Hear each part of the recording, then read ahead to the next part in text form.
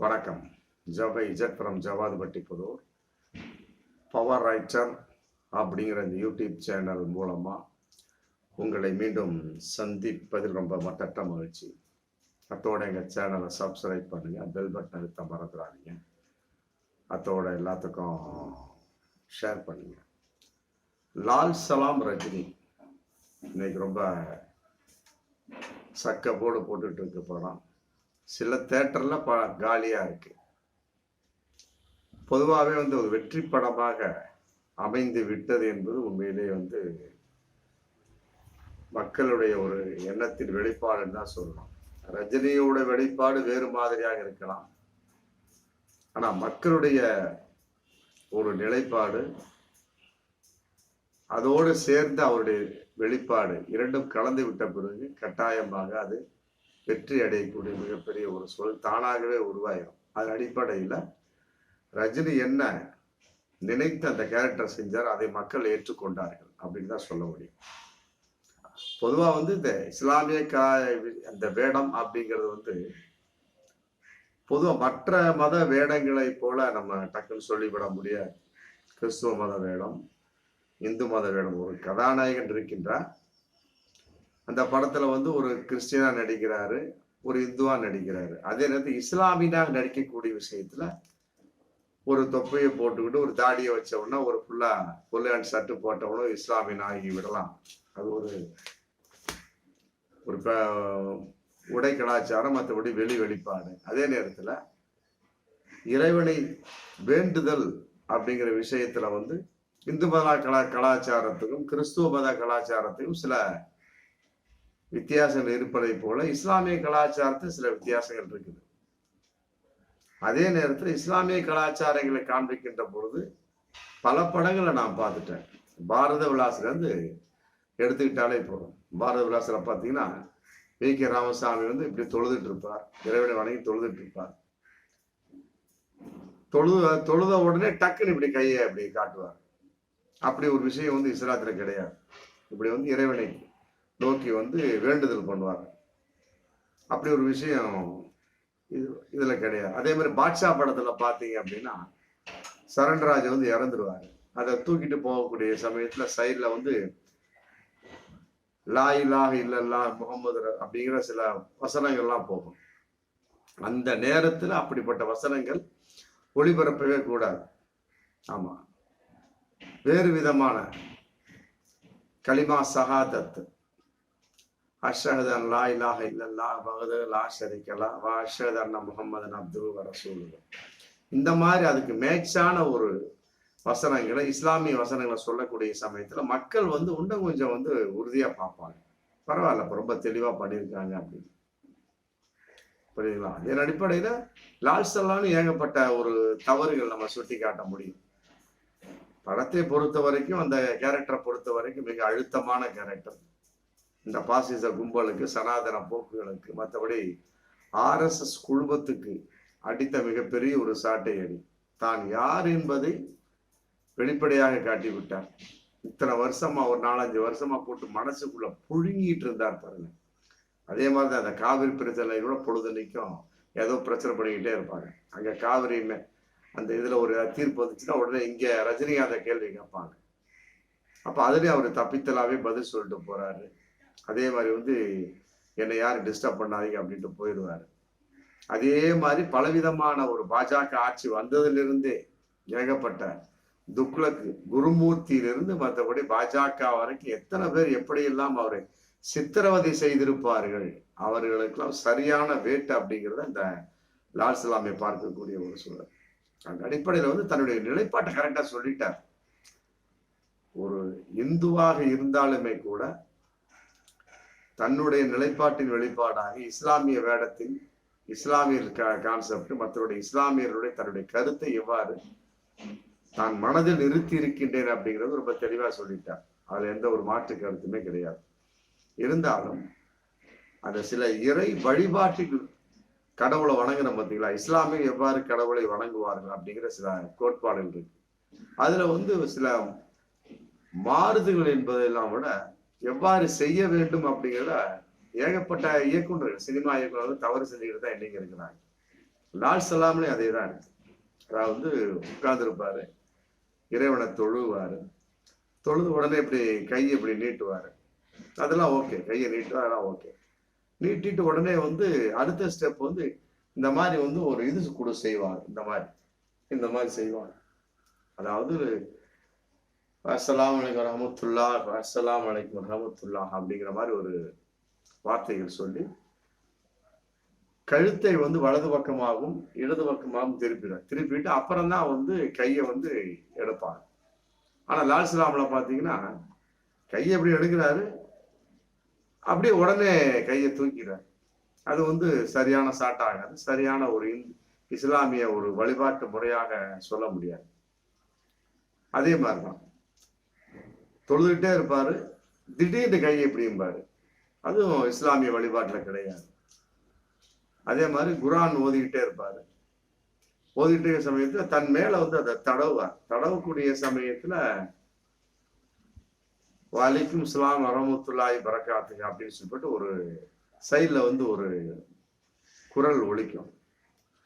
தடவுவது, அதாவது குர்ஆன் ஓதுவதற்கும் ஓதி முடித்ததற்கும் மற்றபடி தடவுவதற்கும் இருக்கு. தடவுவதற்கு அது ஒரு விஷயம் இருக்கு. ஆனா சைட்ல போட்ட அந்த குரல் சம்பந்தம் இல்லாத குரல். ஆமா, குர்ஆனை ஓதுறாரு லால் சலாம்ல, மற்றபடி இப்படிங்கிறாரு, அது கூட ஏத்துக்கலாம். மற்றபடி இப்படிங்கிட்டு அந்த சைட்ல குரல் இது வலைக்கும் இஸ்லாம் வரமத்துல்லாஹி பரக்காத்து அப்படிங்கிற மாதிரி அந்த குரல் வரும். அது சம்பந்தமே கிடையாது, அப்படி சொல்ல வேண்டிய அவசியம் கிடையாது, அதுக்கு எதுக்கு சம்பந்தமே கிடையாது. அதே மாதிரி ஒரு சந்தன உருஸ் விழா நடக்கக்கூடிய சமயத்துல அந்த ஒரு ஃபக்கீர்கள் தபேலா அடிச்சு ஒரு பாடல்கள் பாடுவாங்க. அந்த பாடல்கள் ஒரு வசனம் வரும், லா இலாஹ இல்லல்லாஹு முஹம்மது யா ரசூலுல்லாஹி அப்படின்னு வரும். அப்படி ஒரு வசனம் இல்லை. லா இலாஹ இல்லல்லாஹு முஹம்மது ரசூலுல்லாஹி தான். லா இலாஹ இல்லல்லாஹு முஹம்மது யா ரசூலுல்லாஹ் அப்படின்னு சொல்ல முடியாது. ஏன்னா லா இலாஹ இல்லல்லாஹ் முஹம்மது ரசூலுல்லாஹ் அப்படிங்கிறது இஸ்லாமியத்தின் அடிப்படையான ஒரு வேத வரிகள். அது அதாவது இறைவன் ஒருவனே, அவனையே வணங்க வேண்டும், அவனுடைய தூதர் முகமது நபியாக இருக்கின்றார் அப்படின்னு நான் சாட்சி சொல்கின்றேன் அப்படிங்கிற மாதிரி அதுக்கு அர்த்தம், அரேபிய அர்த்தம். அந்த இடத்துல யார் ரசூலுல்லாஹ் அப்படின்னு வரக்கூடாது. முகம்மது லா இலாஹ இல்லல்லாஹு முகமது ரசூலுல்லாஹ், அவ்வளவுதான். ஆனா லால் சலாம்ல அப்படி ஒரு அந்த சந்தனக்கூடு அந்த விழாவில் அந்த ஃபக்கீர்களை அடித்துக் கொண்டிருக்கக்கூடிய அந்த தபேலா வாசிக்கக்கூடிய சமயத்துல சைட்ல லா இலாஹ இல்லல்லாஹு முகம்மது யார் ரசூலுல்லாஹி அப்படின்னு வருது. அந்த யாங்கிற வார்த்தை வரக்கூடாது. ஆமா, அதுவும் ஒரு மிகப்பெரிய ஒரு பிழையாகத்தான் நம்ம கருதக்கூடிய ஒரு சூழல். அதே மாதிரி தொழுகக்கூடிய விஷயத்திலையும் சரி, உடனே எந்த ஒரு சினிமாவிலையும் பார்த்துருக்கிறேன், தொழுகிறாங்க அப்படின்னா இதுல லால் சலாம்ல கையை இப்படி நீட்டக்கூடிய அளவுக்கு நல்லா கரெக்டா பண்ணிட்டு டக்குன்னு கையை அப்படி தூக்கிடுவாங்க. பல படங்கள்ல பார்த்துருக்கு இஸ்லாமிய இடத்துல அந்த மாதிரி செய்யக்கூடிய ஒரு சூழல். டைரக்டர் சொன்னதான் நடிகர் செய்ய போறாரு.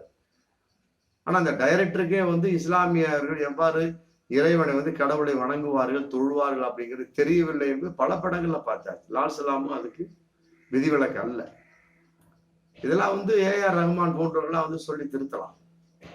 அதான் இந்த வீடியோட ஒரு முக்கிய அம்சம். கேட்டா ஏஆர் ரஹ்மான் இஸ்லாமிய ஒரு இஸ்லாமியன் எந்த அளவுக்கு தன் இறைவனை தொழுவான், எப்படி எல்லாம் ஒரு அந்த நடிப்பின் வெளிப்பாடு இருக்கணும் அப்படிங்கிறத ஏஆர் ரஹ்மான் மற்றபடி இருக்கக்கூடிய 10 பேர் இருப்பாங்க சொல்லலாம். குறிப்பா ஏஆர் ரஹ்மான் அதை இசையமைச்சிருக்காரு லால் சலாம்ல. அவெல்லாம் குறிப்பிட்டு சொல்லியிருந்தாலே கூட மாத்திருப்பாங்களே, ஏன் சொல்லவில்லை அப்படிங்கிறது பகிரங்கமான ஒரு கேள்வியா இருந்தாலும் கூட இனி வரும் காலங்கள்ல டைரக்டர்லாம் இஸ்லாமியர்களை கதாபாத்திரம் வைக்கக்கூடிய சமயத்தில், இயக்குநர்கள் கதாபாத்திரம் வைக்கக்கூடிய சமயத்துல இறைவனை தொழுகக்கூடிய அந்த நிலை, அந்த சீன் வரக்கூடிய சமயத்துல கேட்டுக்கிடுங்க. இஸ்லாமியர் நல்ல ஒரு இஸ்லாமியரை எப்படி பண்ணீங்களா தொழுகுவீங்க, தொழுகக்கூடிய சமயத்துல உங்களுடைய ஒரு வசனங்கள்லாம் எப்படி, அந்த வசனத்தை சைட்ல போடலாம். அந்த வசனம் சைடில் போகலாம். ஆமா, இன்னும் சொல்லப்போனா லால் சலாமுக்கு அந்த வசனத்தை ஏஆர் ரஹ்மான் தான் போட்டிருப்பார். ஏன்னா அவர் தானே மியூசிக்கு. அப்படிங்கும்போது எப்படி அது போட்டார் அப்படின்னு தெரியல. லா இலாஹ இல்லல்லாஹ் முஹம்மது யா ரசூலுல்லாஹ். ஆமா, அதே நேரத்துல வந்து குரானை ஓதி விட்டு இப்படி தடவுறாரு. தடக்கூடிய சமயத்துல வலைக்கும் ஸலாம் வரஹ்மத்துல்லாஹி பரகாத்து அப்படின்னு சம்மந்தமே கிடையாது. அதையும் வந்து ஏஆர் ரஹ்மான் தான் போட்டிருக்காரு. எப்படி போட்டாருன்னு தெரியல. ஏஆர் ரஹ்மான் வந்து ஒரு இந்து மத நண்பரோ மற்றபடி கிறிஸ்துவ நண்பரோ இருந்தால் பரவாயில்ல, அவர் இஸ்லாமியர். அவருக்கு ஏன் தெரியவில்லை அப்படிங்கிற பெரிய ஒரு கேள்வி இருக்கு. மற்ற படங்கள் பாரத விலாசு மற்றபடி பாட்ஷாலா வந்து வேறு, அவர் தேவா, அதுல வந்து MS விஸ்வநாதன் ஏதோ தெரியாமல் பண்ணிவிட்டார் அப்படி கூட சொல்லலாம். ஆனா இதுக்கு அப்படி இல்லையே, ஒரு இஸ்லாமியன் தானே. லால் சலாமுக்கு இஸ்லாமியன் தானே மியூசிக். அப்படிங்கும் போது ஏன் அவர் அதை மறந்து விட்டார், ஏன் அவர் செய்தார் அப்படிங்கிறது மிகப்பெரிய ஒரு கேள்வியா இருக்கு. அதனால இனி வரும் காலங்கள்ல இயக்குநர்கள் இஸ்லாமிய ஒரு விஷயம் அந்த சீன் வரக்கூடிய சமயத்துல, தொழுகை நடத்தக்கூடிய ஒரு சமயத்துல ஒரு இஸ்லாமிய எவ்வாறு தொழுவான் அப்படிங்கிறத கண் முன்னால பார்த்துக்கிடுங்க. பார்த்துக்கிட்டு அதன் அந்த அடிப்படையின் வெளிப்பாடு கரெக்டா செஞ்சீங்கன்னா பார்க்கக்கூடிய இஸ்லாமிய கூட பரவாயில்லப்பா, சரியா மற்றதெல்லாம் சரியா எடுக்கிறீங்க. இந்த ஒரு இஸ்லாமியர்கள் வணங்கக்கூடிய நிலைப்பாட்டுல ஏகப்பட்ட இயக்குனர் தவறு செய்கிறார்கள் அப்படிங்கிறது பகிரங்கமானது. அதுல வந்து ஏஆர் ரஹ்மான் கவனிக்கவில்லை என்பது ஏற்றுக்கொள்ள முடியாத ஒரு விஷயம். ஏன்னா அவர் தான் மியூசிக், சைடு மியூசிக் போட்டிருப்பாரு, அது சம்பந்தப்பட்ட வார்த்தையை அவர் தான் போட்டிருப்பாரு. ஏன் கவனிக்கவில்லை அப்படிங்கிறது உண்மையில வந்து கொஞ்சம் ஏற்றுக்கொள்ள முடியாத விஷயம் தான், மனம் வருந்தக்கூடிய விஷயம் தான். ஏன்னா சரியா போடுற சமயத்துல ஒரு இஸ்லாமியனாகிலும் ஏன் கவனிக்கவில்லை அப்படிங்கிறது ஏற்றுக்கொள்ள முடியாது இல்லையா. அதனால வரும் காலங்கள்ல இயக்குநர்கள்லாம் வந்து இஸ்லாமியர்கள் அந்த கதாபாத்திரத்தை வைக்கக்கூடிய சமயத்துல அவர் எவ்வாறு இறைவனை வணங்குவார்கள் ஒரு முறை தெரிஞ்சுக்கிட்டு அதன் அடிப்படையில அந்த நேரத்தில் என்ன வசனத்தை ஓதுவார்கள், எந்த வசனத்தை வந்து படிப்பாங்க அப்படிங்கிறத சைட்ல போட்டு வச்சுட்டு மேட்சா போயிடும். ரொம்ப அற்புதமா மேட்சா போயிடும். இந்த படத்துல இன்னொரு விஷயம்னா, லால் சலாம்ல அந்த பையனுடைய கையை வெட்டி விடுவார்கள், வெட்டினா போட்டு அந்த கபில் தேவ் அணிந்த அந்த இதுல அந்த ஒரு கை வளையத்தை வந்து தங்க காப்பை வந்து கொண்டு வந்து கொடுக்கக்கூடிய சமையல அல்லாஹ் அப்படின்னு அந்த ஒரு விஷயம் வந்து உண்மையில தேட்டரை கதிகலங்கக்கூடிய ஒரு சூழல். அந்த அளவுக்கு அற்புதமாக நடித்திருக்கிறார். ஆமா, எத்தனை தடவை தான் வந்து நெருக்கி ஆள முடியும் ஒரு மனுஷனை அப்படிங்கிறத வந்து குறிப்பிட்ட ஒரு அரசியல் கட்சிகள் அப்படிங்கிறது அது முடியாதுங்கிற மாதிரி இன்னைக்கு ரஜினி காமிச்சிருக்காரு. அதெல்லாம் ராமர் கோவில் திறப்புலால் வந்து அவருக்கு எந்த ஒரு மரியாதையும் கிடைக்கவில்லை. அவருடைய மனைவி அலைக்கழிக்கப்பட்டார் அப்படிங்கிற விஷயம் இன்னைக்கு பகிரங்கமா போயிடுச்சு. அதன் வெளிப்பாடுதான் வந்து அந்த நேரத்தில் ஷூட்டிங் போயிட்டு இருக்கு இல்லையா, டயலாக் கூட மாத்திருப்பாரு.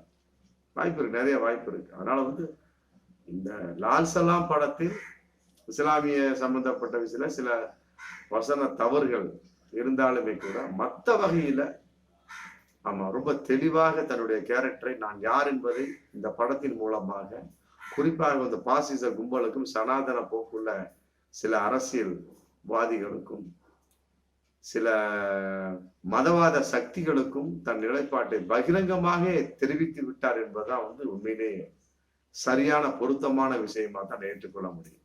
ஆமா, மீண்டும் அடுத்த வீடியோ சந்திப்போம். நன்றி.